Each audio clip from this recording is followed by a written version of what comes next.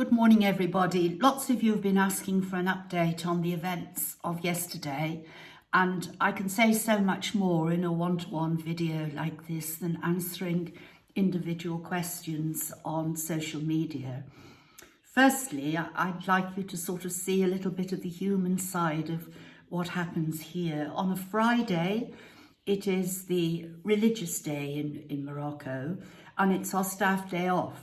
But we always have 3 people in, and 2 of them are always Simo and Ayub, our joint managers.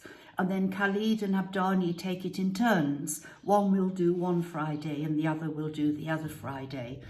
Both Abdani and Khalid have children and families of their own. So yesterday we had Simo, Ayub and Abdani in. And they go at 3 o'clock to pray, and they come back at 4 o'clock and feed all the animals and settle them down for the evening. And I think they go to the mosque in the evening. Well, as you know, what happened yesterday, I got a phone call just after 4 o'clock, between 4 and 4:30, from someone I know in Marrakesh who told me about a mule that was in a dire state in Marrakesh. And of course, my heart drops. It's coming to the end of the week. I have no staff on. And that feeling of sinking desperation creeps in. And I'm thinking we just can't save every animal in Marrakesh. And I suggested that the people who contacted me contacted some other sources first who I felt would be better placed to assist, because the little video they'd sent me certainly indicated that this mule was dying. And it is a dilemma. If we travel all that way, we don't have the facility to euthanize the mule, and we're often left just to bring a body back to bury, which is wholly unrealistic, and we just can't keep on doing it. So those were the thoughts going through my mind. And within a quarter of an hour, the people had contacted me again and said nobody is answering their phone anywhere, and that they really are quite desperate.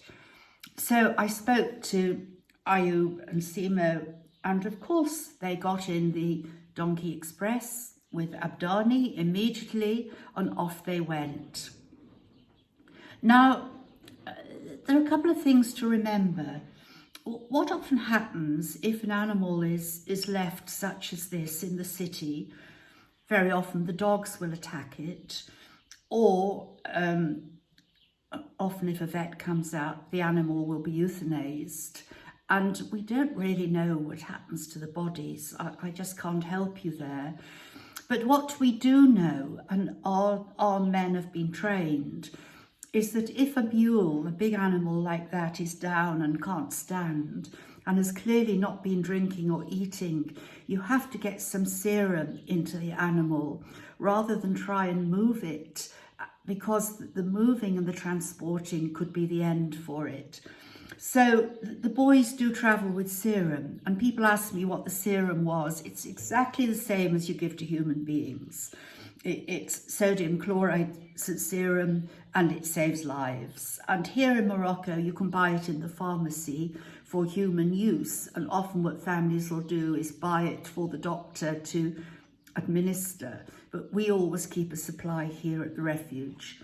So off they went with their medical kit and the serum. And they realized as soon as they got there that the mule needed to be hydrated. So they administered serum intravenously, and then eventually got the mule to its feet, and with the help of many local people, got the mule into the truck and back to Georgia. And now, if we're all learning lessons, and we all have to, they're important ones. It is, firstly, don't give up. When my team arrived, a small crowd began to gather, and this is what was said. These were local Moroccan people who had never seen the rescue of an animal in this way. They'd seen animals carted away or euthanized, that's all. And they were saying they had no idea that you could give a serum to a mule. They said, but that's what you give to humans. Well, of course, We know that. And it is extraordinary but true that people were quite fascinated by the fact that we were able to get this animal on its feet because we gave it serum. And you can see on the shots that I put on social media, them loading the mule onto the truck and people shouting goodbye and helping put the back of the truck up. So Morocco isn't full of terribly cruel people who are animal abusers. It's also full of people who feel desperate, who don't know what to do. And I'm sure those of you that live in Marrakesh will agree that trying to contact a vet at 5 o'clock in the evening is not an easy task. But the absolute joy is the team here, not me, the boys, they performed a miracle. We called her the mule Mario because it was Maria was the Moroccan woman who was in regular contact with us. And Mario is now back in a warm stable, and I'll tell you what state he's in. All the legs are damaged, and they're damaged through hard work. Arthritis in the front legs, possibly a knock to one of the back legs, or perhaps a stumble pulling a heavy cart. But the giveaway is the arch on the back, where this mule has had to lean forward year after year to pull a heavy load. And that's what has ultimately caused the injuries where the owner could see he couldn't work anymore. Someone said, and quite rightly so, he looked in quite good condition because he looked well fed. Well, what happens when the animals get old like this is that they're fed stale bread, which is extraordinarily bad for them. So it appears that they put weight on. It's often given to cows before slaughter. And he appears to be healthier than he actually is. We could tell by the manure is not in a good state, and he will be fed oil today to help clean the gut.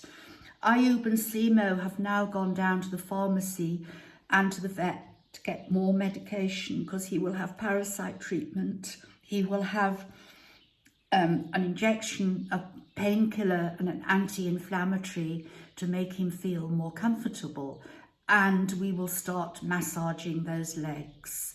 He doesn't appear to be frightened. He appears to be hugely relieved that he's here with us. So we will keep you up to date, and thank you for those of you who showed concern.